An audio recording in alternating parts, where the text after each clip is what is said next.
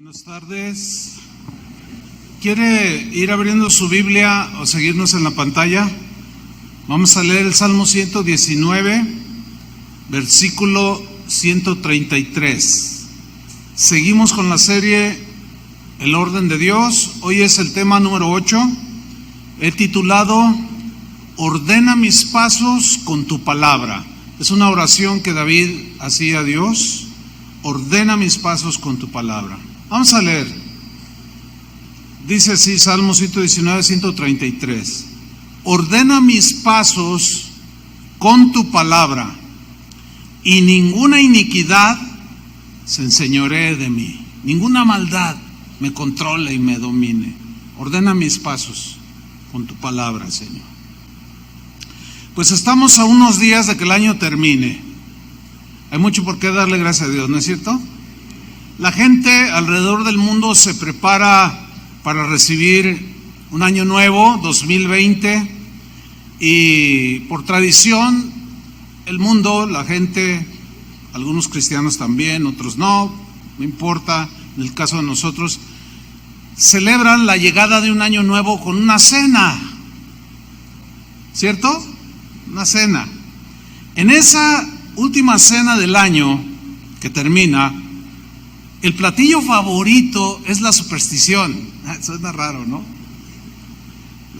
El platillo favorito es la superstición de millones de personas alrededor del mundo, porque ellos así creen. Ellos, por ejemplo, se ponen ropa color rojo interior, amarilla. Ellos creen que para atraer el amor a sus vidas.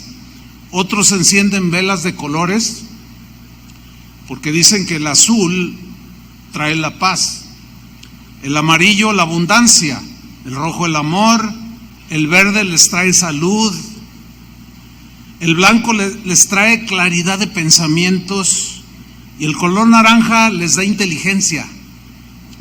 Otros preparan unas maletas y las dejan a la puerta de la casa.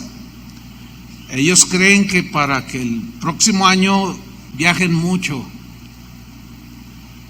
Otros escriben 3 deseos. Otros, cuando hacen el brindis de la cena, le ponen un anillo a la copa.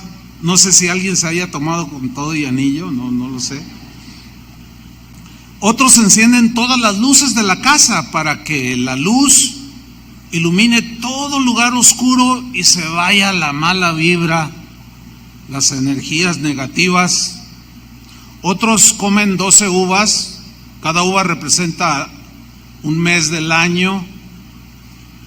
Otros, en cuanto dan las 12, dan el primer paso del año con el pie derecho para que les vaya bien, etcétera, etcétera. Son supersticiones que la gente tiene porque todos desean feliz año, todos desean que les vaya bien, dicha y felicidad.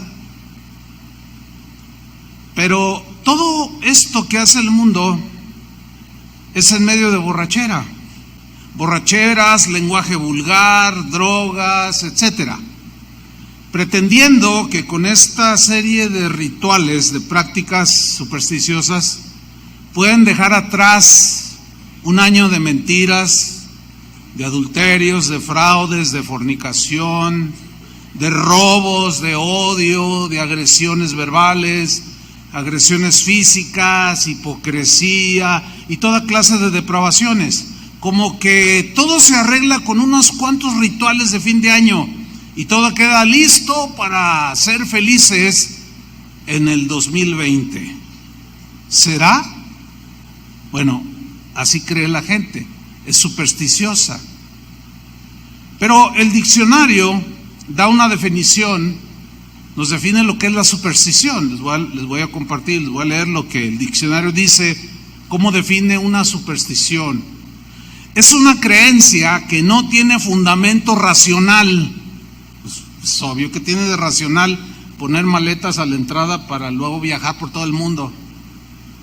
No tiene, es irracional, ¿no? Todo las supersticiones. Entonces, es una creencia que no tiene fundamento racional y que consiste en atribuir carácter mágico,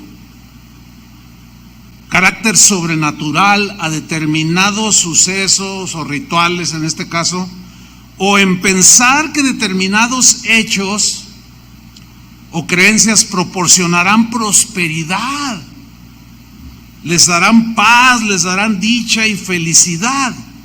Bueno, así es como cree la gente en el mundo.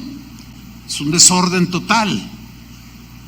Pero ¿acaso existirá la superstición cristiana? ¿Ustedes qué piensan? ¿Habrá superstición que ha penetrado las iglesias cristianas, las vidas de los cristianos?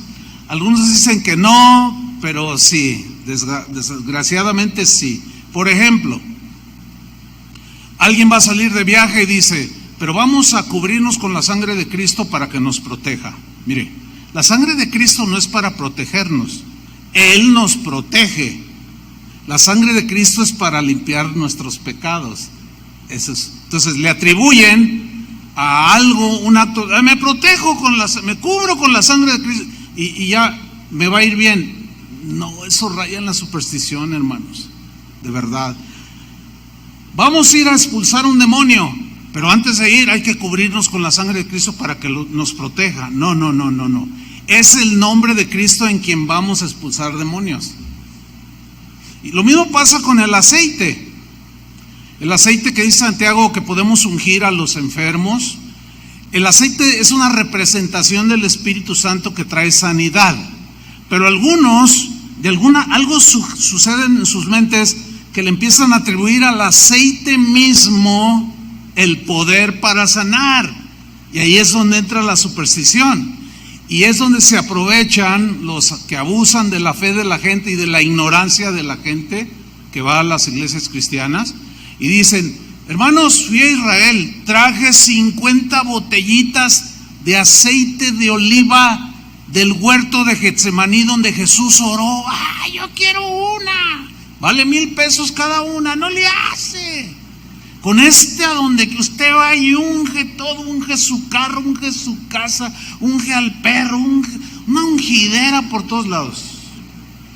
Y le atribuyen al aceite poder milagroso. Eso es supersticioso, hermanos. Otros, a manera ritualista, recitan la oración de Jabez. Jabez era un personaje en la Biblia que quería hacer algo y oró al Señor. Le dijo: Señor, prospera mi camino, bendice lo que yo haga.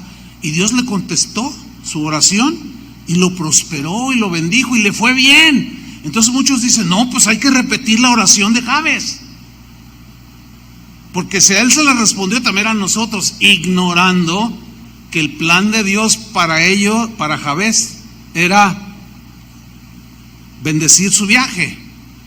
Pero esos toman esta oración de Jabez como algo supersticioso y usted repítala, usted dígala, y caemos como en lo del Padre Nuestro. No, pues es que yo me he portado mal, diga 10 Padres Nuestros.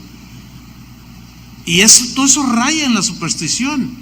Otros, fíjense, dicen: el último día del año 2019 vamos a hacer un culto especial para recibir el año. Si quiere que le vaya bien el 2020, tiene que venir a la reunión. Hágame usted el favor. Eso raya en la superstición, porque se le está atribuyendo el hecho de hacer un servicio, una reunión el último día del año, y le atribuyen poder. O sea, que si alguno por alguna razón no puede ir a ese culto, a ese servicio de fin de año, le va a ir mal. No, es Dios el que bendice, ¿sí o no? No el culto al que asistas el fin de año. O como se llena el internet en usted lo puede comprobar, el primero del año, ya que despierta, pone allí declaraciones para el 2020. Nada más póngale así, va a haber uno de: yo declaro prosperidad para ustedes y no habrá pobreza, y yo declaro que nunca te vas a enfermar, y yo declaro, y yo establezco, y yo digo. Todo eso, esas declaraciones la gente las cree. ¿A poco que nada más por desear y declarar ya las cosas van a suceder? Ya aprendimos que no es así, que es por obediencia a la palabra de Dios, que es una relación con Dios. Miren, hermanos, el cristianismo no es una religión que sirve para que nos vaya bien en la vida. No, va mucho más allá. Tampoco es un conjunto de supersticiones o conjuros o declaraciones con lenguaje positivo de buenos deseos. No, los que no conocen a Cristo hacen lo mismo. En eso no consiste el cristianismo.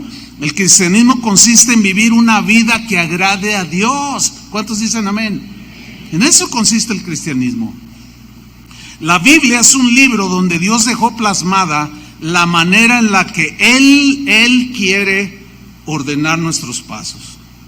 En la Biblia encontramos la voluntad de Dios para nosotros de cómo podemos y debemos ordenar nuestras vidas para vivir una vida que lo glorifique a Él. Él nos creó para alabanza de su gloria y nuestra vida es la que le va a dar gloria. Por eso es que David en el Salmo 119, versículo 133, que es nuestro texto de estudio, él dijo: Señor, ordena mis pasos. Pero luego añadió el centro del fundamento de cómo ordenar sus pasos. Ordena mis pasos con tu palabra. Digan todos, con tu palabra. Con su palabra. Y ninguna iniquidad se apodere de mí, me domine, me controle, se enseñoree de mí. No. Miren, toda esa corrupción moral de millones de personas no son borradas por supersticiones que ellos crean o por los buenos deseos que ellos tengan. No. Toda esa religiosidad que otros que a veces llenan las iglesias cristianas, toda esa apariencia de piedad, pero hay un doblez allí, no es borrado creyendo a las supersticiones evangélicas. No, no es así. Para los cristianos, las escrituras son el manual de instrucciones, es el manual de principios que nos enseñan cómo vamos a ordenar nuestras vidas. Cualquier persona que quiera ordenar sus pasos, que quiera ordenar su vida, su familia, su negocio, que entre en el orden, debe de ir a la palabra de Dios, debe de ir a la Biblia. No hay otra manera de hacerlo. Podemos leer gente que tiene mente brillante, pensamientos bonitos, brillantes, que tienen cierta sabiduría, pero es humana. Y como es sabiduría humana, está contaminada con el pecado. Pero la sabiduría que viene de lo alto, de Dios, es pura y limpia. Esa es la que necesitamos y esa está contenida en su palabra. Solo con la palabra de Dios podemos ordenar nuestros pasos. Vamos al Salmo 19, vamos a estudiar el versículo 7 y el versículo 8 del Salmo 19. Voy a leer estos dos textos. Dice así: la ley de Jehová es perfecta, que convierte el alma. El testimonio de Jehová es fiel, que hace sabio al sencillo. Los mandamientos de Jehová son rectos, que alegran el corazón. El precepto de Jehová es puro, que alumbra los ojos. Vamos a estudiar cada frase de estos dos versículos. La primera frase en el versículo 7 dice que la ley de Jehová, habla de la ley de Jehová. En el hebreo aparece el vocablo Torah o la Torah, que se traduce como la enseñanza de Dios. La ley, la Torah, es la enseñanza de Dios. Esto significa que Dios nos ofrece de manera gratuita, bondadosa, su enseñanza de cómo podemos vivir una vida ordenada. La Biblia pues es la enseñanza de Dios para cada aspecto de nuestras vidas. Cualquier área que tenga que ver con el ser humano, la Biblia contiene una enseñanza que es perfecta. que es exacta para las necesidades de cualquier ser humano, y no, al ser perfecta, no necesitamos nada más. No necesitamos ni psicología, que tiene lo suyo, ayuda al nivel del alma solamente, pero no tiene el poder que tiene la palabra de Dios, que dice en Hebreos 4:12, que la palabra de Dios es viva, o sea, que está viva y produce vida. La palabra de Dios es viva y eficaz, o sea, eficaz significa que obra a favor tuyo, transformándote. La palabra de Dios es viva y eficaz y es más cortante que cualquier bisturí, que toda espada de dos filos. O sea, que de tajo corta el cáncer espiritual, el pensamiento que te perturba o que te lleva por otros caminos.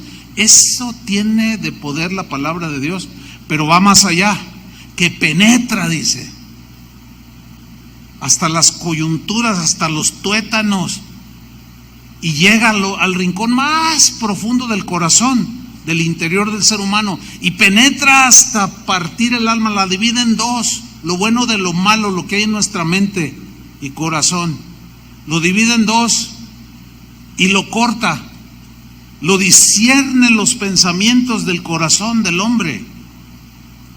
Entonces, la psicología tiene lo suyo, pero es muy limitada, porque es generada se concibe en la misma mente humana y no tiene el poder de la palabra de Dios para transformar.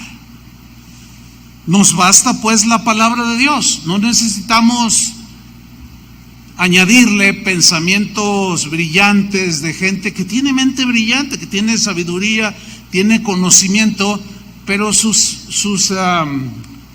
silogismos o sus expresiones, aunque suenen bonito, no tienen el poder que tiene la palabra de Dios. Amén. Nos basta la palabra de Dios. Por eso es que Pablo le dijo a su discípulo Timoteo, cuando iniciaba su ministerio como pastor, le dijo lo siguiente, en primera carta de Timoteo capítulo 6, versículo 3, primera Timoteo 6:3, le dijo así: si alguno enseña otra cosa, si alguno, cualquiera, enseña otra cosa se refiere a algo distinto a la palabra de Dios. Si alguno enseña otra cosa, sea quien sea, dice, y no se conforma, no le bastan las sanas palabras de nuestro Señor Jesucristo. Mire qué frase, las sanas palabras de nuestro Señor Jesucristo.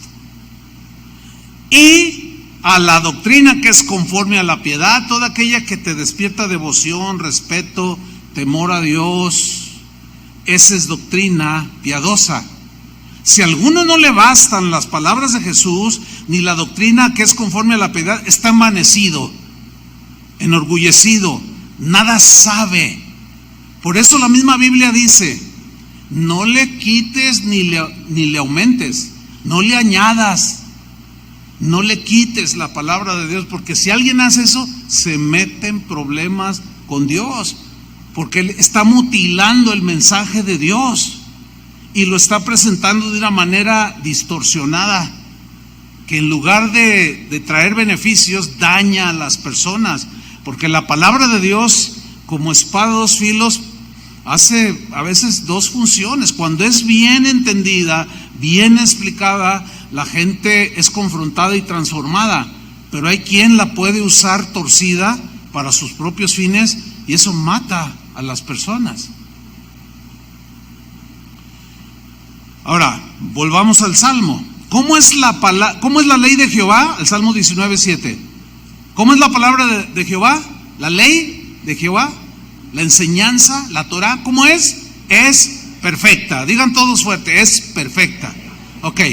Tamim es el vocablo hebreo que traduce por perfecta. La palabra de Dios es tamim, perfecta, que significa completa. Es decir, no le falta nada. Significa cabal, algo que es exacto, ¿sí? Significa íntegra, que no le falta ningún ingrediente. Es como una receta perfecta. Para cualquier situación, cualquier cosa que tenga que ver con la problemática humana, la palabra de Dios es cabal, es exacta, no le falta ningún ingrediente porque es íntegra, tiene todos los elementos para transformarnos, ¿sí? También se traduce por sin tacha, es decir, sin error, y se traduce también como verdadera. Entonces, la enseñanza de Dios es completa, es cabal, es íntegra, sin tacha, sin error, y es verdadera. Pero esta definición de verdadera es la verdad de Dios, pero en sentido absoluto. ¿Por qué? Porque cada ser humano tiene sus verdades, ¿no es cierto? Hay quien cree que poniéndose ropa de cierto color va a traer el amor, hágame favor. Bueno, esas son sus verdades.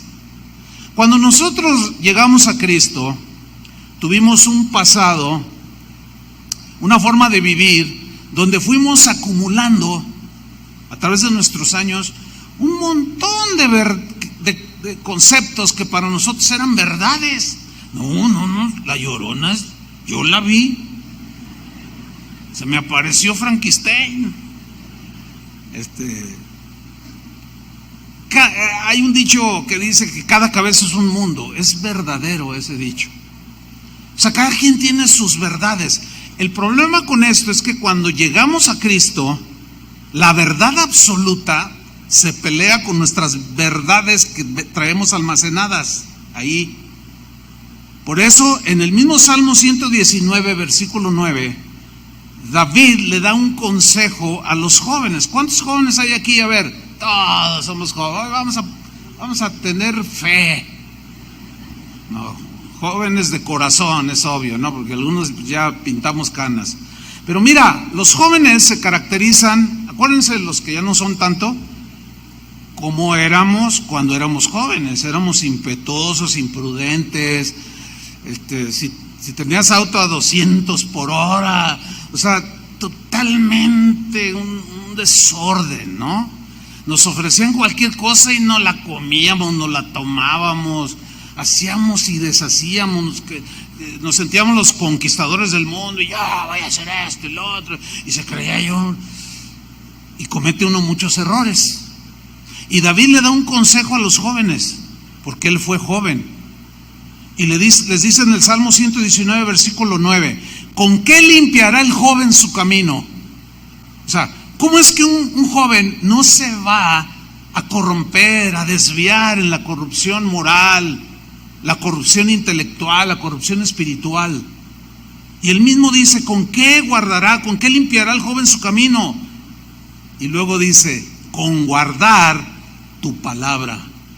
Aquí David ya tenía un entendimiento muy profundo del poder de la palabra de Dios, que era la única que podía ordenar nuestros pasos. En el mismo Salmo 119, versículo 67, David mismo dice lo siguiente: antes que fuera yo humillado, o sea, cuando andaba en orgullo, cuando andaba desordenado, cuando hacía lo que bien me parecía, cuando no tomaba en cuenta la sensibilidad, ni los derechos, ni los límites que debemos de tener hacia otras personas, cuando yo andaba sin Dios, cuando andaba en el total desorden, antes dice que fuera yo humillado, descarriado andaba. O sea, viví una vida desordenada. Una persona, cuando la Biblia habla de una persona descarriada, se entiende del redil, de las ovejas, se sale del redil. Al descarriarse, empieza a vivir una vida desordenada, como el hijo pródigo, ¿se acuerdan? Se salió de la casa del padre, llevaba dinero en su mano y empezó a gastarlo con rameras, con todo lo que en aquel tiempo y todos los tiempos se le ofrece al ser humano que quiere vivir en el desorden. Hizo lo que quiso, estaba descarriado. Entonces David dice, antes que fuera yo humillado, descarriado andaba, pero Dios tuvo que hacerme morder el polvo, así como a Pablo. ¿Se acuerdan? Que perseguía a los cristianos y respiraba amenazas contra ellos Y mientras iba con cartas que los sacerdotes le habían dado para prender a los cristianos y llevarlos a la cárcel, Jesús lo enfrentó en el camino y lo derribó y lo hizo morder el polvo. Y cuando se levantó un hombre transformado, dispuesto a ordenar sus pasos, y nos dejó 3/4 partes del Nuevo Testamento con puras instrucciones dadas por el Espíritu Santo para ordenar nuestras vidas. Denle un aplauso al Señor. Amén.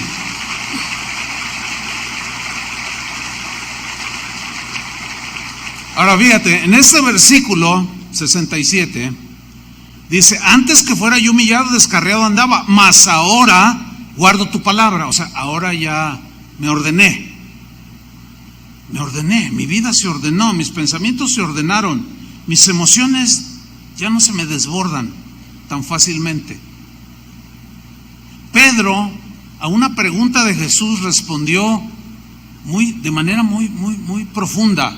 Cuando Jesús les dijo: ustedes también se quieren ir, porque un grupo de discípulos lo seguían nada más porque les había dado de comer. Les dijo: ustedes me siguen porque ayer les di de comer. Y se sintieron ofendidos y se fueron. Y Jesús les pregunta: ¿ustedes también se quieren ir? Y Pedro le responde: ¿a quién iremos? A Platón, que ya era muy famoso en ese tiempo. A Sócrates, no. A Aristóteles, pues tampoco. ¿A quién iremos? Dice: no hay uno solo que tenga las palabras de vida eterna. ¿A quién iremos si solo tú tienes palabras de vida eterna? Solo tú, Jesús, tienes palabras que me meten en el orden, que ordenan mis pasos, ordenan mis pensamientos, ordenan mis intenciones, ordenan mis emociones. Pablo, en una de sus instrucciones, escribió en la carta a los Colosenses, capítulo 3, versículo 16, algo muy importante para los cristianos. Era un deseo del corazón de Pablo, él ya lo había vivido. Y dijo lo siguiente: la palabra de Cristo more en abundancia en vosotros. La palabra de Cristo, las limpias palabras, las sanas palabras, las que te traen sanidad, salvación, liberación. Esas palabras de Jesús que te traen restauración, frescura, que transforman tu mente, transforman tu vida, ordenan tus pasos. Esa palabra, dice, more en abundancia. Ahora, la palabra morar es que habite, que se quede allí, que se arraigue. Y la palabrita en es dentro. O sea, dentro de ustedes, que abunde la palabra de Dios para que ustedes vivan unas vidas que glorifiquen a Dios, vidas ordenadas. Ahora, ¿por qué estos hombres hablaban así de la palabra de Dios? La respuesta es muy simple: porque sabían que la palabra de Dios es perfecta, porque entendían que la enseñanza de Dios, las palabras de Jesús eran perfectas, completas sus palabras, cabales, íntegras, sin error, y seguirá siendo la verdad absoluta de Dios. ¿Cuántos dicen amén? Volvamos al Salmo 19, versículo 7. La ley de Jehová, ¿cómo es? Perfecta. Y luego dice: que convierte el alma. Esta palabra convertir, del hebreo shub, tiene 3 significados que el hebreo nos los desglosa. Uno es transformar. Entonces se puede leer así: la enseñanza de Dios, que es perfecta, no le falta nada, transforma. ¿Qué transforma? Transforma el corazón, transforma la mente, los pensamientos, transforma la conducta, ordena tus pasos. También se traduce como restaurar. Entonces la enseñanza de Dios no solo te transforma, también te restaura, porque venimos arrastrando un montón de cosas del pasado, muchas de ellas dolorosísimas.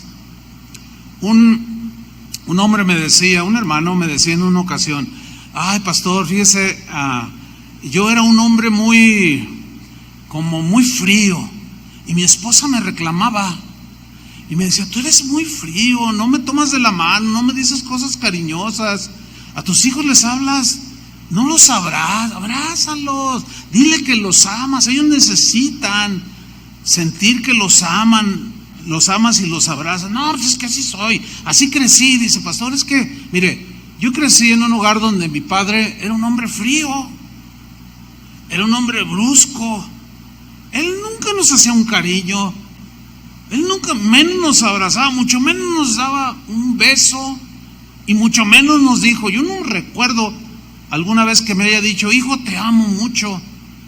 Es más, mi padre nunca ni siquiera jugó conmigo cuando yo era un niño. Entonces yo crecí así. Pero ahora que conocí a Cristo, dice, todos esos recuerdos, todas esas cosas dolorosas que yo venía arrastrando, el Señor fue restaurando mis recuerdos, mi mente, convierte el alma. No solo la transforma, la restaura. ¿Me explico? La sana, la limpia. Pero también se traduce por refrescar. Y viene un refrescamiento, una novedad de vida.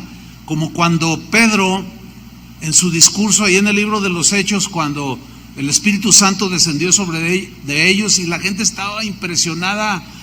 Y, señores, ¿qué haremos?, les preguntan a los apóstoles, y Pedro responde: arrepiéntanse y conviértanse, para que vengan de la presencia del Señor tiempos de refrigerio, tiempos de frescura.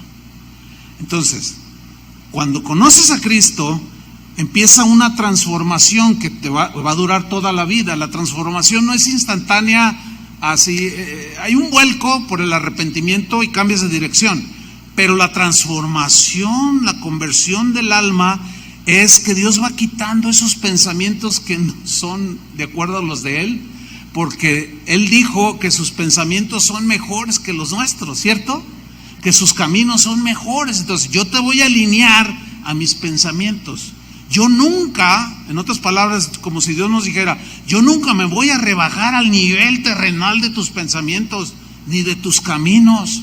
Tú tienes que subir a la altura de mis pensamientos. Si quieres volar como las águilas, si quieres caminar y ordenar tus pasos, tienes que caminar mis caminos, que son buenos, que nos llevan a la vida eterna, que nos llevan al orden. Porque la misma Biblia dice que hay caminos que al hombre le parecen, ¿qué?, rectos, pero su fin es camino de muerte. Al hombre le parecen rectos, es su verdad, es su intención, es su deseo, su creencia, pero terminan en la muerte. Y la palabra de Dios no, esos siempre terminan en la vida. Entonces la palabra de Dios es la única que nos puede transformar, restaurar, traer frescura a nuestras vidas. Y es con esto que Dios, con su palabra, empieza a ordenar nuestros pasos. Miren lo que Pablo les dijo a los tesalonicenses en su primera carta, capítulo 2, primera Tesalonicenses 2:13. Leamos con atención. Dice así: por lo cual también nosotros sin cesar damos gracias a Dios. ¿De qué daba gracias a Dios Pablo? Ahí viene: de que cuando recibisteis la palabra de Dios, recibisteis la palabra de Dios, que oísteis de nosotros. Miren cómo la recibieron. La recibisteis no como palabra de hombres. Nosotros no somos como Aristóteles, ni Platón, ni Solón, ni los grandes pensadores griegos. No. Porque lo que yo les traje, decía Pablo, era la palabra que los transforma, que ordena sus pasos, que los renueva, que los cambia, que los restaura y les da frescura para que vivan su vida como una lechuguita así bien fresca. No, dice, ustedes cuando recibieron la palabra, la recibieron no como palabra de hombres, sino según es en verdad la palabra de Dios, la enseñanza de Dios, que es perfecta, la cual actúa en vosotros los creyentes. ¿Cuántos creyentes hay aquí? Fíjate, Así como los tesalonicenses, ellos eran creyentes, cuando recibieron la palabra, cuando recibes la palabra, ella actúa. ¿Qué significa aquí que la palabra actúa? En el griego da la idea de obrar de manera eficaz en el interior de una persona. O sea que es lo ideal para hacer nacer de nuevo a una persona. Es como una semilla de un fruto delicioso. Se siembra y sale ese fruto delicioso. La palabra de Dios obra de manera eficaz. Por eso es que la misma Biblia dice: no le añadas, no le quites, no le pongas. Nos basta la palabra de Dios, que es perfecta, es sin error. No tenemos que andar abrazando pensamientos de hombres que están contaminados con el pecado, porque Dios es puro. Y esa palabra es eficaz, actúa, te transforma, ordena tus pasos. Volvamos al Salmo 19, versículo 7. La ley de Jehová, ¿cómo es? Perfecta, que convierte, ¿qué? El alma. Aquí el verbo hebreo que traduce alma es nepesh o nefesh. Ok, esa palabra también se traduce como mente, ¿sí? En el Nuevo Testamento es la palabra griega psukos o psique, que se refiere a la mente. De ahí psicología, ¿sí? Es un derivado. Cuestiones de la mente. Si oye que le falla no, llévalo con un psicólogo, o sea, para que le arregle la mente. Ok. Cuando la Biblia habla del alma, de la mente, es esa parte en nosotros que es espiritual, que está en nosotros. Decimos generalmente que está en la cabeza, ¿no? Porque es donde se asientan los pensamientos, los razonamientos, donde tenemos sentido de la ubicación. Por ejemplo, yo miro a mi alrededor, veo, y mi mente razona y dice: estás en la congregación, ¿sí? Es donde se asientan las emociones positivas y negativas. Es donde tenemos conciencia, donde está la conciencia, donde tenemos sentido de la ubicación. Ese es el alma del hombre. Pero es donde se anidan los pensamientos que finalmente rigen nuestra conducta.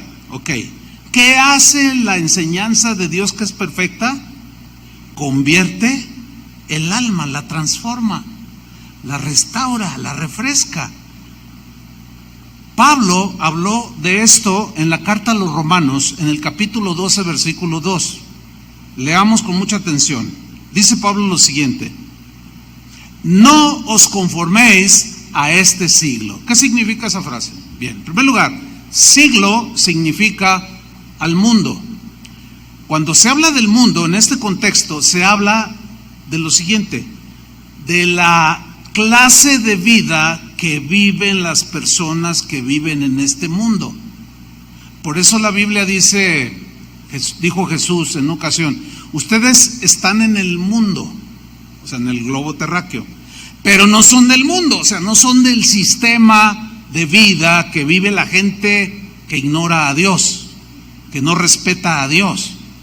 Entonces, cuando Pablo dice: no se conformen a este siglo, no se conformen a la clase de vida que vive el mundo, no sean supersticiosos, sean obedientes a la palabra, que es la única que es perfecta. Ahora, el verbo conformarse aquí,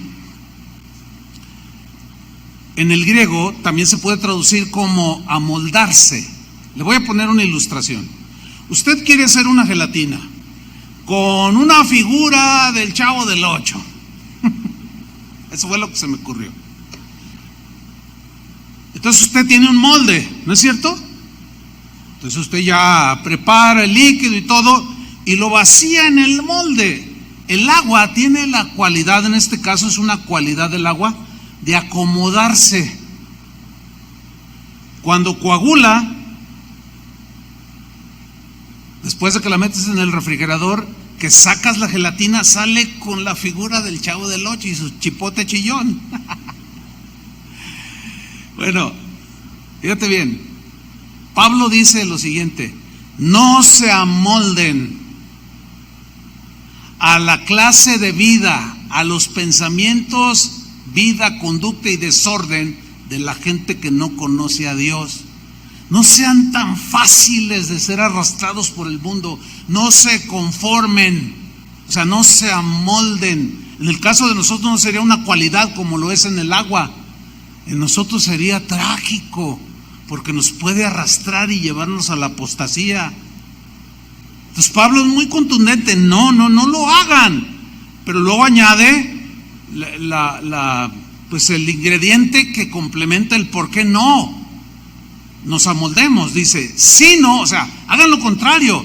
Y luego dice, transfórmense, transformaos. En el griego aparece la palabra metamorfo, de donde viene metamorfosis, que es lo que sufre, por ejemplo, una mariposa. Es un gusano, y cuando se está transformando, cuando que está en el capullo, que empieza a salir las alas, está sufriendo ese fenómeno llamado metamorfosis. Está sufriendo una transformación. De ser un gusano, ahora empieza a sacar las alas y sale un insecto de los más hermosos que hay, ¿no es cierto?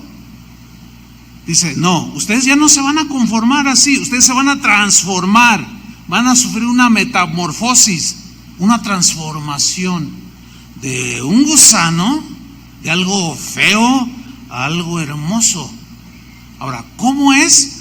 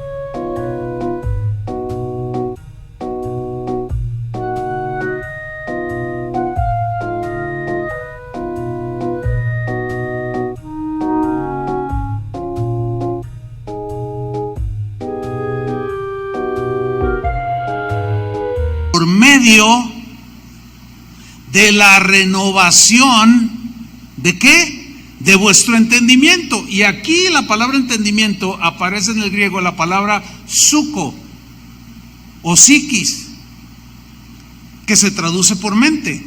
¿Cómo vamos a ser transformados? Por la renovación de nuestra mente, que es el asiento de los pensamientos que vamos acumulando. Trajimos al mundo un montón de pensamientos que, híjole, eran terribles. Muchos de ellos eran totalmente irracionales, otros eran depravados, otros eran, bueno, toda clase de pensamientos. No se conformen, dice Pablo, sino transfórmense por medio de la renovación de su mente, para que comprobéis, ahora ya hay discernimiento, para que puedas comprobar cuál sea la buena voluntad de Dios. Fíjense, Dios siempre tiene buena voluntad. Cuando Jesús, los ángeles dieron el anuncio de que había nacido el Salvador, ellos mismos cantaron y dijeron, buena voluntad de parte de Dios para con los hombres. Dios siempre ha tenido y seguirá teniendo buena voluntad. ¿Qué significa? Buenos deseos. Dios quiere que la gente sea bendecida. Dios quiere que la gente salga de las garras de Satanás. Él siempre tendrá buena voluntad.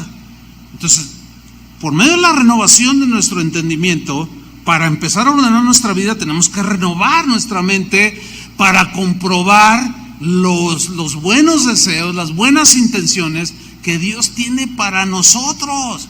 Cuál sea la buena voluntad de Dios, agradable y perfecta. Porque hay una voluntad de Dios que quiere bendecirte, que al ordenar tus pasos es agradable a Dios. Ver ese olor fragante cuando una persona entra en el orden y deja la maldad y empieza a limpiar sus pensamientos, su mente sucia, ¿sí? A veces nos dicen, no, ¿qué estás haciendo ahí en ese lugar? Te lavaron el cerebro. Dile, sí, porque lo tenía bien sucio, más sucio que mi estufa en mi cocina. Pero me limpió, me cambió, me transformó y me refrescó. Comprobar cuál sea la buena voluntad de Dios, agradable y perfecta. Hay una voluntad de Dios para ti en lo individual, pero tú tienes que descubrirla. Ay, es que no entiendo. Ay, es que no puedo. En la noche me asusta el gato. Es que el otro día me pasé una escalera y dije, ay, me va a ir mal el 2020. ¿Qué es eso, hermano? Tienes que sacar toda esa basura. Esas son supersticiones. Ahora, empiezas a renovar tus pensamientos. Empiezas a entender la voluntad de Dios. Y dices, ay, Señor, fíjate, ¿y tú qué tanto me quieres bendecir? Y yo ahí voy. Por eso es necesaria la renovación. Entonces tú terminas al paso de los años diciendo, qué bueno es Dios. Siempre quiso lo bueno para mí. Mira lo que ha hecho Dios en mi vida todos estos años. Por esa razón, dada la importancia de este punto, Pablo le dio otra instrucción pastoral a Timoteo. Fíjate lo que le dijo en la segunda carta a Timoteo, capítulo 4, versículo 1. Le dijo de manera suena fuerte, pero vamos a explicarlo. Le dijo así: Timoteo, te encarezco delante de Dios. O sea, te pongo enfrente de Dios, ahora que empiezas tu ministerio pastoral, y del Señor Jesucristo. Ahí estás enfrente de Él, que juzgará a los vivos y a los muertos en su manifestación y en su reino. Ellos ahí están. Dios te ha escogido para que seas un pastor, pero tienes tu principal responsabilidad, la tienes que cumplir. ¿Cuál era? Que prediques la palabra. ¿Por qué? Porque la palabra de Dios es perfecta. Es la única sin mancha, es la única pura, es la única transformadora. Que prediques la palabra, que insistas a tiempo y fuera de tiempo. Aprovecha, Timoteo, cuando la gente se reúne, porque no siempre se reúnen. Ahorita estamos todos reunidos una vez a la semana. Es un error grave en los predicadores cuando empezamos una enseñanza y empezamos a hablar un montón de cosas. Ay, a ver, hermanos, allí, saludos a los que me están viendo en España, los que me están viendo en Inglaterra. El otro día, fíjense, me mandaron unas mentas inglesas. Vieran qué buenas están. Y los españoles me mandaron allí de Sevilla, una paella. Y ya le estoy sacando el hambre, hermanos. No siempre están aquí. Entonces Pablo le da una instrucción, dice, mira, como si le dijera, mira, no pierdas el tiempo, predícales la palabra, que es la única que es eficaz para transformarlos.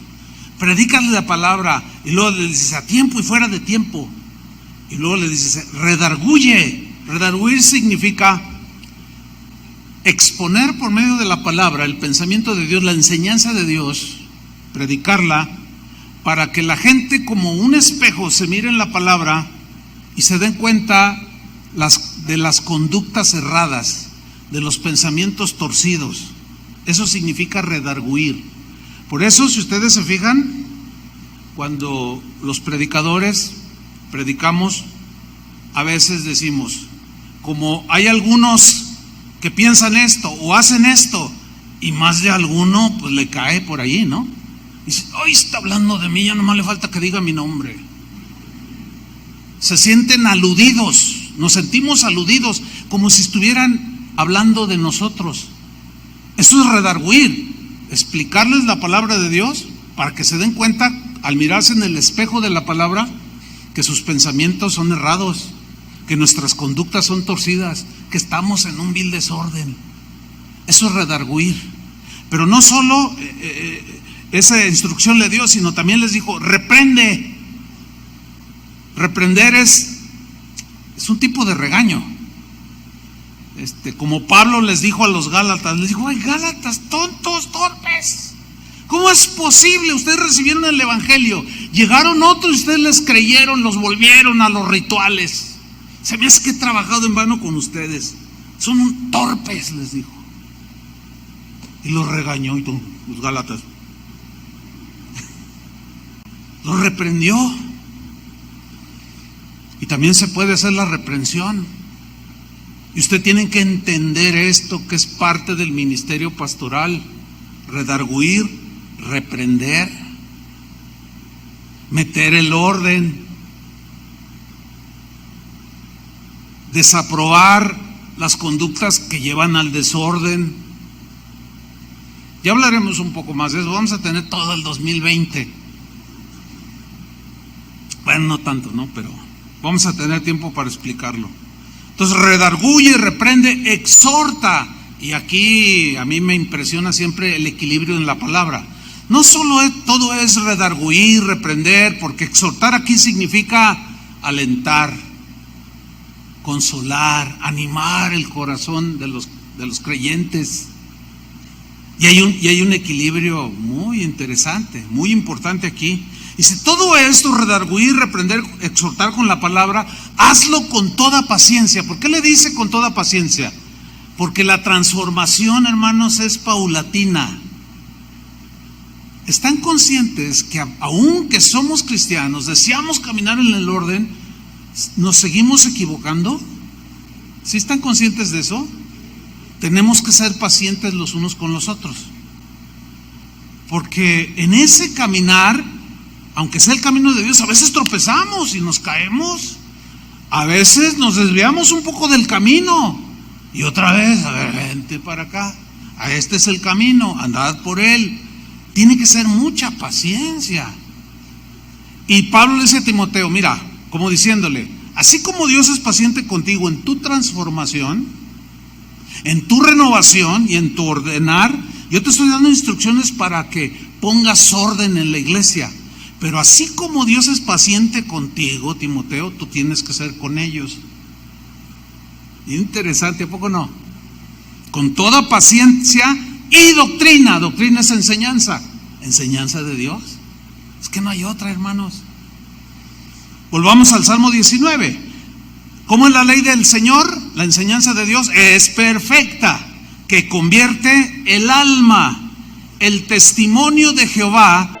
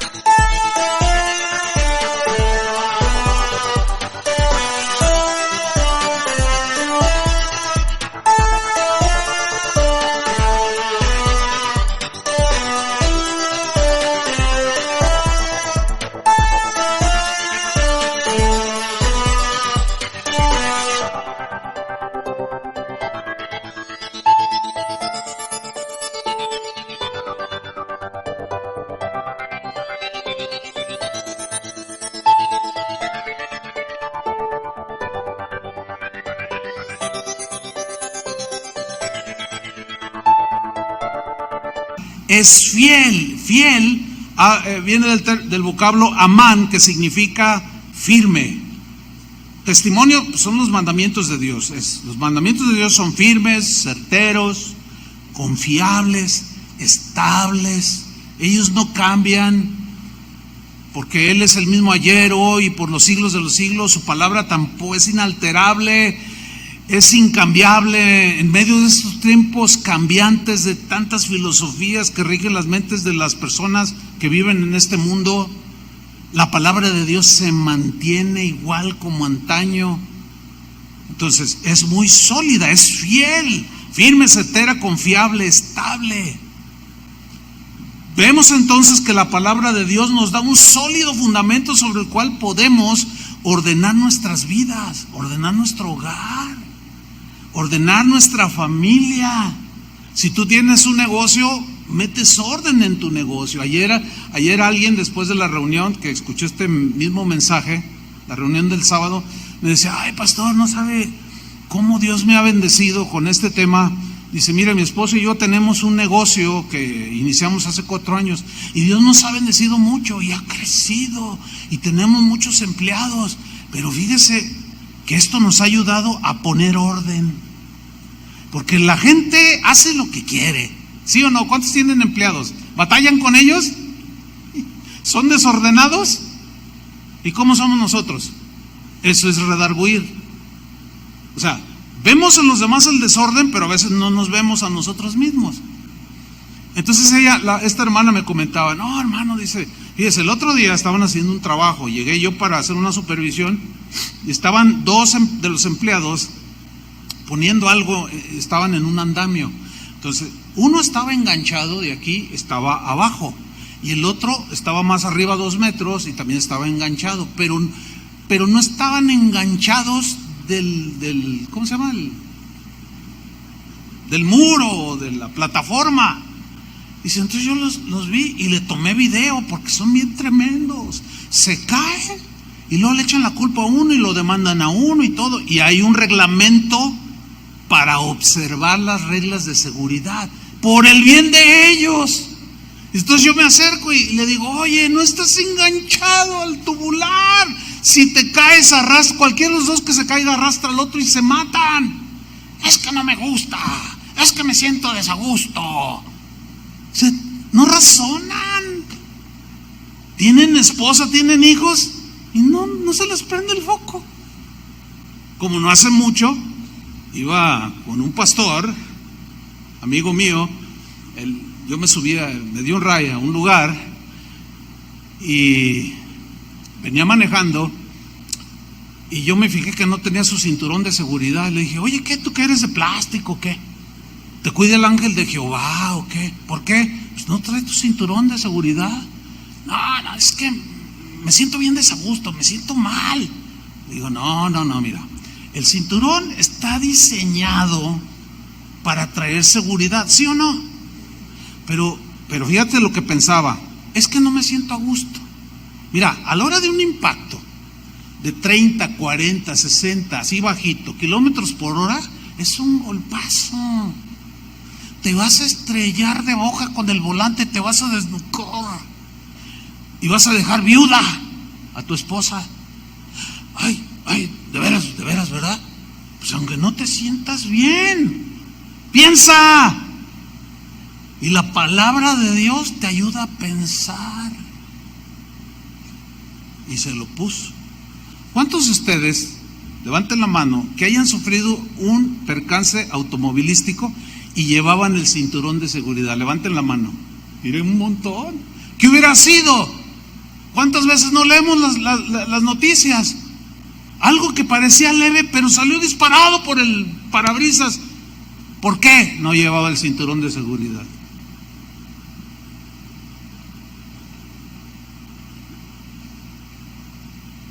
Un total desorden. Entonces dice esta hermana: la palabra de Dios me está ayudando. Les tomé un video y le dije: mira, ya te tengo en video, porque si tú te caes, luego vienen en contra de la empresa que tiene un manual de seguridad, y así yo me amparo. Y todavía de mala gana. Fíjate nomás, o sea, pero ahorita vamos a hablar de eso, porque dice que hace, el Salmo 19:7 dice que la palabra de Dios, que es perfecta, que convierte el alma, hace sabio al sencillo. ¿Hace qué? Sabio. Aquí a ser sabio habla de que en esa transformación, por medio de la palabra de Dios que nos va ordenando, nuestra manera de pensar cambia. Ya no es de que, ay, no me gusta, es que me lo pongo por seguridad. Es que me engancho ahí, me pongo el casco ahí en la empresa por seguridad. Y ya nos hace razonar, nos da sabiduría, nos hace sabios, nos ayuda a actuar, a tener acciones prudentes, con sabiduría. Fíjate lo que dijo David en el Salmo 119, versículo 98, respecto a la sabiduría, de cómo nos hace sabios. Dice así: me has hecho más sabio que mis enemigos con tus mandamientos. Mis enemigos, gente que me agrede, gente que me ofende, gente que me quita, gente que me estafa. Hay gente mala en el mundo, está llena. Pero también hay una manera de conducirse con ellos, una manera sabia. Y David dice: me has hecho más sabio que mis enemigos con tus mandamientos. ¿Con qué? Con tu palabra. Si me provocan, no me dejo y no les sigo la corriente. Y que me dicen algo ofensivo y me entra por aquí, me sale por acá. Eso es sabio, callar, ¿sí o no? Ya no se te desbordan las emociones. No, pues yo soy cristiano. Pues. Y al rato están chillando por allí. Versículo 99. Más que todos mis enseñadores he entendido. Mira nomás. Porque tus testimonios, tus mandatos, tus estatutos son mi meditación. ¿Dónde meditas? En la mente. Y ahí vas cambiando los pensamientos de Dios, vas subiendo esta transformación. Y luego dice el versículo 100: más que los viejos he entendido, porque he guardado tus mandamientos. Más que los viejos.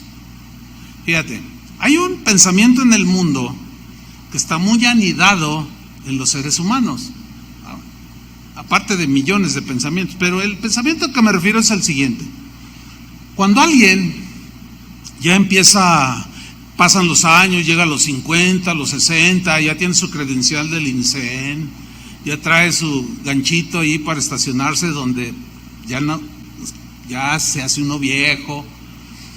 El dicho dice así: ay, oye, este viejito es bien terco, esta señora, ay, qué terca es esta señora. Ay, pero mire, hasta el dicho lo dice, que los viejitos se vuelven a ser como niños. ¿Cómo son los niños? Berrinchudos. ¿Sí? En todo tienen la razón. Creen que porque tienen muchos años, saben todo, no se dejan enseñar, son gruñones. Dicen: no, pues se hacen como niños. Yo rechazo ese pensamiento. Porque lo que dice la Biblia respecto a los viejos es que, por lógica, han acumulado un montón de experiencias y de conocimiento. Y en lugar de ser los viejitos gruñones, oiga, fórmese aquí, ay, qué chinoca, ay, qué horribles son los viejos así. Y las señoras así, las viejitas así, que son tercas como una mula, son muy desagradables. ¿Verdad que sí?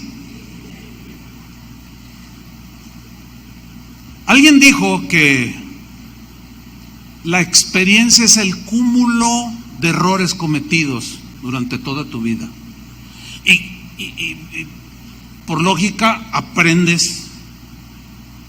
¿Sí? En la Biblia, los viejos que la Biblia menciona, los menciona hombres con mucha sabiduría, con conductas prudentes, con dichos sabios, consejos acertados.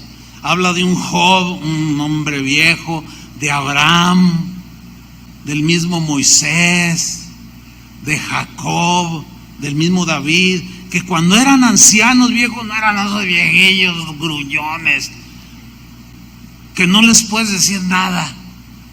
véngase, ya está la comida. No, y no quiero. Desespera, ¿no es cierto? Escúchenme bien, todos vamos hacia allá, algunos ya estamos. Pero qué horrible es un viejo, un viejito, una señora ya anciana, terca y gruñona. ¿Saben? No es para nosotros eso. Que usted y yo, todos los que estamos aquí, terminemos nuestra vida así bien viejitos, pero bien transformados. Es inevitable que yo no mencione por enésima vez al que fue nuestro pastor de toda la vida, el hermano Pablo. Ese viejito, hermano, no. Era una delicia ese viejito. Estar con él era una alegría, tú querías estar con él. Porque tenía un cúmulo de sabiduría, de consejos, de entendimiento. Ya cuando rondaba casi se murió a los 99 años, ya cuando la mente empieza a fallar, se cometen errores, pero no porque su carácter sea así, sino porque ya, algunos le llaman demencia senil, ya no, pero por cosas naturales.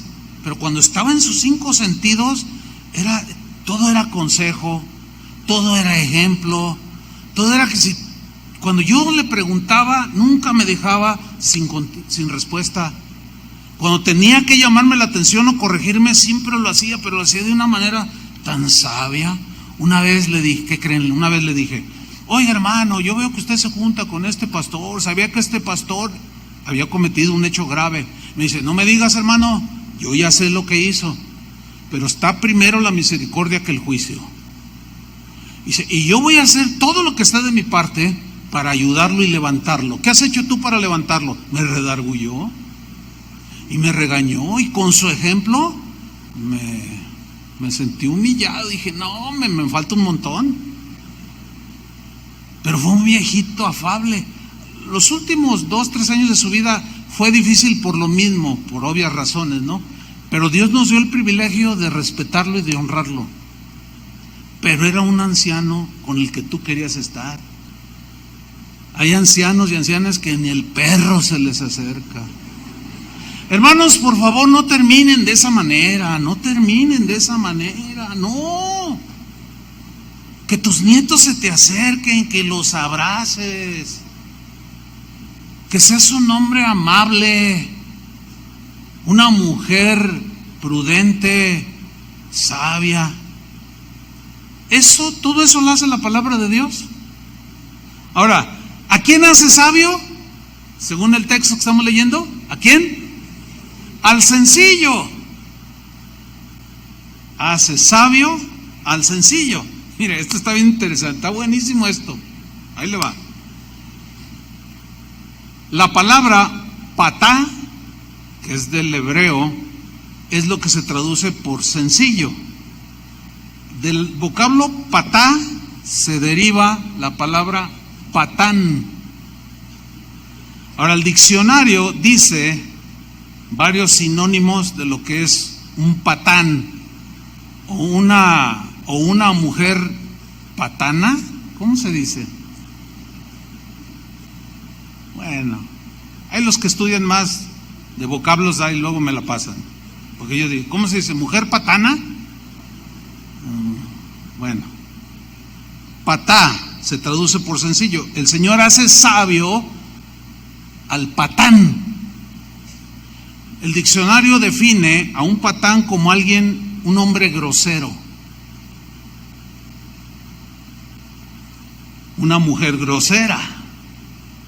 Qué horrible es una mujer grosera, y también un hombre grosero. Otro sinónimo es vulgar. Hay hombres muy vulgares, pero hay mujeres vulgarísimas también. Es horrible ser una mujer vulgar.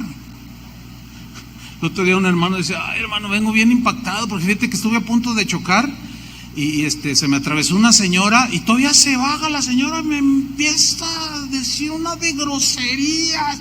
Su camioneta bien lujosa y todo, se veía una persona, pues no, se veía pues así como que tenía educación, era la pura apariencia, porque tenía un lenguaje tan vulgar y me dijo, bájate que yo, ponte conmigo.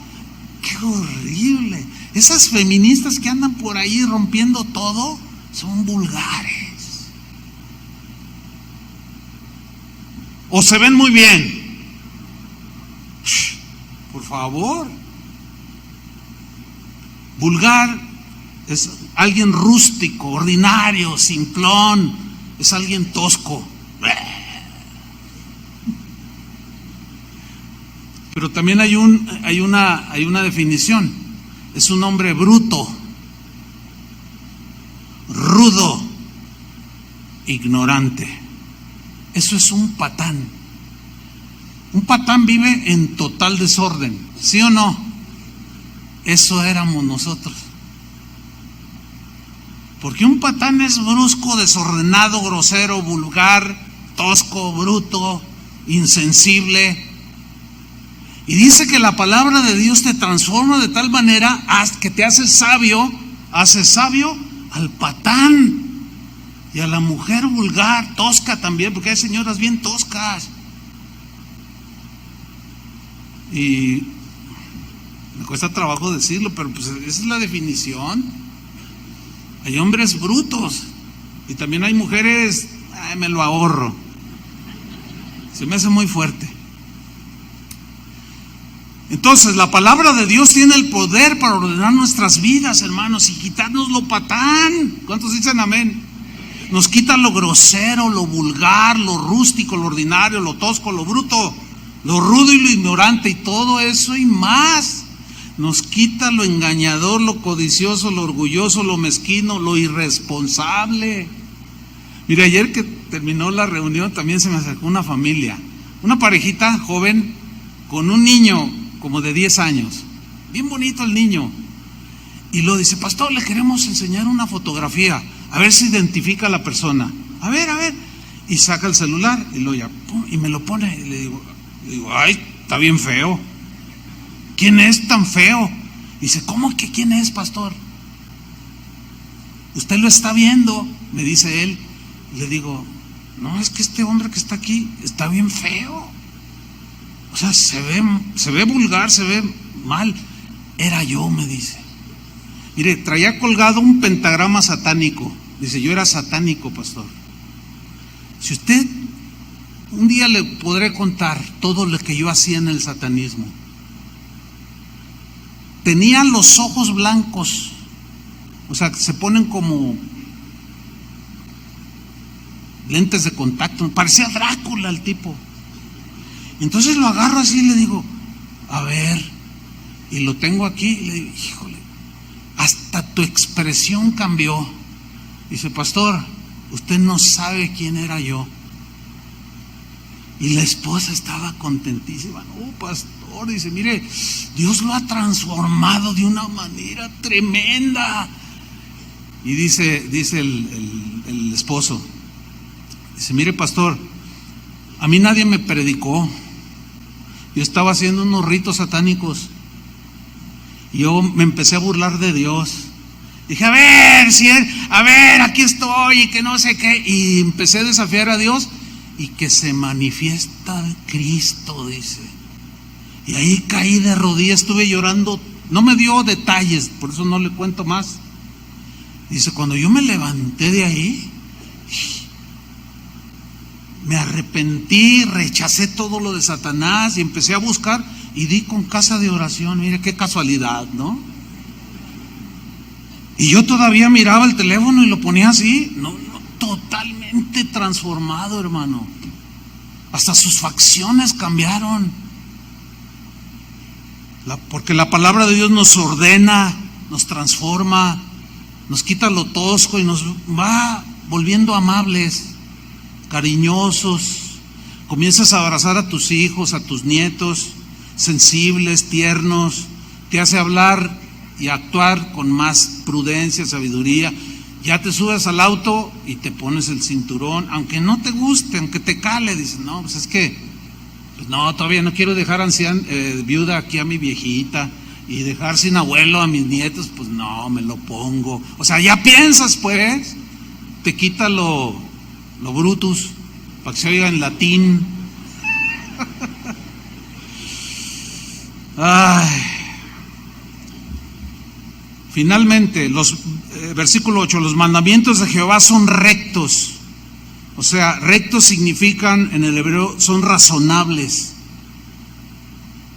son justos, son derechos. Razonables significa que son entendibles. A ver, ¿qué cosa de bendecid y no maldigáis no entiendes? ¿Verdad que está bien razonable? ¿Bien entendible? A ver, ¿qué no entiendes de perdonad así como Cristo os perdonó? Es razonable totalmente, es entendible. De la manera que Cristo te perdonó, así tú también perdona a los que te ofenden. No, pues ya es importante y necesario que empieces ya a ordenar tus emociones, ¿o no? Empieza a ordenar tus pensamientos. Pues sí, me hizo cosas bien feas, pero yo también se las hice a Cristo. Y si Cristo me perdonó, ya empiezas a razonar. Entonces la palabra de Dios te hace razonar, te hace pensar, porque sus razonamientos son justos, son derechos. Dice en la segunda parte del versículo 8, que alegran el corazón. Mire, todo el mundo quiere felicidad. El 31 en unos par de días, todo el mundo, yo te deseo feliz año. Y los memes y los correos y los WhatsApp, feliz año, todo el mundo se desea feliz año. Pero muy pocos saben cómo tener felicidad y gozo en el corazón. Pero usted sí sabe ahora, porque los mandamientos del Señor son rectos que alegran el corazón. También el hebreo tiene la idea de que dan felicidad al corazón. Ahí está, no solo para el 2020, sino para toda su vida. Y a pesar de las circunstancias en las que usted esté, usted tiene gozo, contentamiento y felicidad en medio de todo lo que hay a nuestro alrededor. Eso es lo que hace la palabra de Dios, hermanos. Y finalmente en el versículo 8 mismo, dos frases más, el precepto de Jehová es puro. Puro significa que es claro. O sea, la idea es de que Dios nos habla claro. No nos dice cosas así rebuscadas. No, nos habla con claridad, con sinceridad. Salmo 18:8. Es decir, Dios siempre en su palabra nos habla con toda claridad y franqueza. Algunos cristianos, esto es lo triste, yo he notado que se ofenden porque se les habla con claridad la palabra de Dios. Y ellos dicen, lo toman a mal, fíjense nada más. No entienden lo que es redarguir o reprender. No lo entienden, no lo captan. Y lo rechazan, dicen, no, ahí son bien exagerados. Esto me lo han dicho muchas veces. Usted es muy exagerado. Se imagina el día del juicio, a ver, Pablo, Pedro, pasa a Chuy Olivares. Y luego que el Señor, y yo lo veo allí. Dice, pues a ver, abre los libros. Oye, fuiste un exagerado. Les dijiste que me obedecieran y eras muy exagerado. ¿Se imaginan que Dios me va a reprochar que fui exagerado porque guardaran la palabra de Dios? Seguro que no. Ahora, ¿por qué toda esta gente rechaza? Y dice, no, ahí son muy exagerados, son muy religiosos. Porque no quiere dejar su vida desordenada. Por eso rechazan la palabra de Dios. Y qué contradicción. Van a la iglesia para ordenar su vida, el Señor les habla con claridad y no les gusta. Bueno, hay de todo en la viña del Señor. Y finalmente podemos ver por qué David decía, ordena mis pasos con tu palabra y ninguna iniquidad se enseñoree de mí. Él sabía por qué, porque conocía el poder de la palabra de Dios. Quiero terminar con una paráfrasis de lo que hemos aprendido. Una paráfrasis es un escrito que hace, en este caso yo, de todo, como una síntesis. Así es que voy a hacer, usted lo va a entender perfectamente. Esa es una paráfrasis. escribí lo siguiente: la enseñanza de Dios es perfecta, es completa, no le falta nada, es cabal, es íntegra porque tiene todos los ingredientes, no tiene error, es la verdad absoluta de Dios. ¿Para qué? Para convertirnos, para transformarnos, para restaurar nuestra mente, nuestra vida, para refrescar nuestras almas, el interior, lo más interior del ser humano. El testimonio de Jehová es fiel, es certero, verdadero, confiable y estable, y me hace sabio. Me enseña a hablar, a actuar, a conducirme con más prudencia, más sabiduría, y me quita lo patán. Me quita lo patán, me quita lo grosero, me quita lo vulgar, lo rústico, lo ordinario, lo tosco, lo bruto, lo rudo y lo ignorante. Eso me lo va quitando el Señor día tras día. Sus mandamientos son rectos, son razonables, son entendibles, que alegran mi corazón, alegran nuestro corazón y nos dan contentamiento, porque el precepto del Señor es puro, que alumbra los ojos de mi entendimiento. Por eso podemos decir y orar como David y decirle al Señor: Señor, ordena mis pasos con tu palabra. ¿Cuántos dicen lo mismo? Pónganse de pie. Levanta tus manos al cielo y dile: Señor, ordena mis pasos con tu palabra. En verdad quiero que mi vida te glorifique. En verdad quiero llegar, si es que es tu plan para mí, que llegue a ser anciano, que llegue a ser anciana, que se pueda ver toda la obra maravillosa que tú puedes hacer en un ser humano.